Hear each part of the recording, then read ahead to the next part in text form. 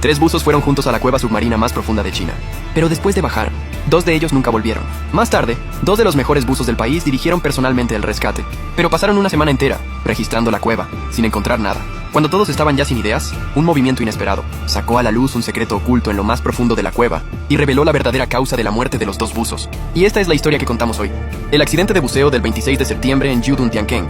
Yudun-Tiankeng está en la aldea de Yudun, en Duan, Guangxi. Como la cueva submarina más profunda de China, en muchos documentos se la conoce como el Everest submarino. Aunque por fuera parece de lo más normal, bajo el agua esconde una cueva oscura que parece no tener fondo. Y eso de no tener fondo no es una simple forma de hablar. En 2015, un equipo australiano de exploración pasó más de 7 horas, buceando allí hasta alcanzar los 212 metros de profundidad. Aún así, no lograron llegar al fondo. En 2021, Marcos, figura clave del buceo técnico en China, llevó el récord de Yudun-Tiankeng hasta los 234 metros. Esa hazaña no solo rompió el récord de los buzos australianos, también creó un nuevo récord asiático de buceo en cuevas, pero por debajo seguía sin verse el fondo. Vale la pena mencionar que quien actuó como buza de apoyo era su discípula más brillante y amiga íntima, Ana. Durante mucho tiempo, Ana fue la única buza de apoyo fija de Marcos. Bajo el agua, los dos confiaban plenamente el uno en el otro. Se podría decir que su amistad era de las que se juegan la vida. Marcos llegó a decir que si algún día intentaba bajar a 300 metros, su buza de apoyo tendría que ser Ana. Pero ese día nunca llegó, porque el 26 de septiembre de ese mismo año, Ana también sufrió un accidente.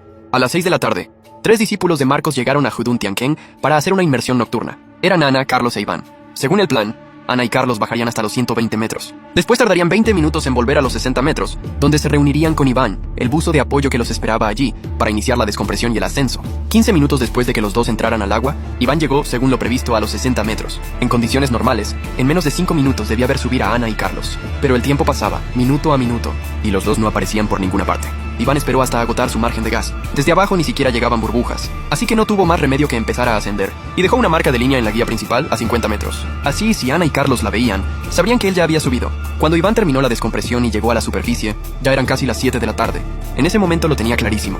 Sus 2 compañeros seguro que habían tenido un problema, así que Iván avisó de inmediato al centro de buceo. Y antes de que llegaran los demás, volvió a entrar 2 veces para comprobar. Descubrió que las botellas de descompresión reservadas no se habían tocado. Todas las señales apuntaban al peor resultado. Esa noche a las 22:30, Iván llamó oficialmente a la policía. Al mismo tiempo pidió ayuda dentro del círculo de buceadores. Al oír la voz temblorosa de Iván al teléfono, Marcos, que participaba en una misión científica en el mar de China Meridional, contuvo la emoción e intentó que Iván se calmara.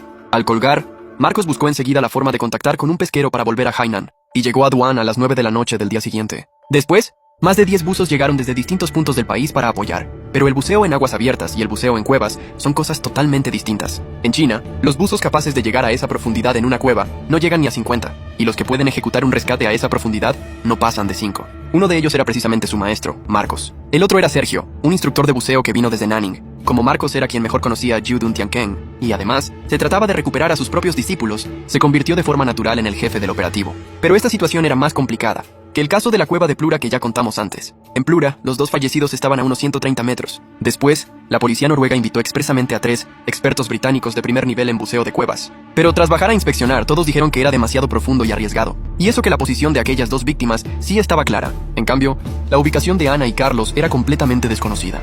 Eso significaba que la primera tarea no era recuperar cuerpos, sino buscarlos. Por el largo viaje, todos estaban muy cansados, y desde el accidente ya habían pasado 24 horas. Las posibilidades de que los 2 siguieran con vida eran prácticamente nulas. Por seguridad, el equipo descartó el plan inicial de entrar al agua esa misma noche. A las 7:30 de la mañana del 28 de septiembre, comenzó oficialmente la búsqueda.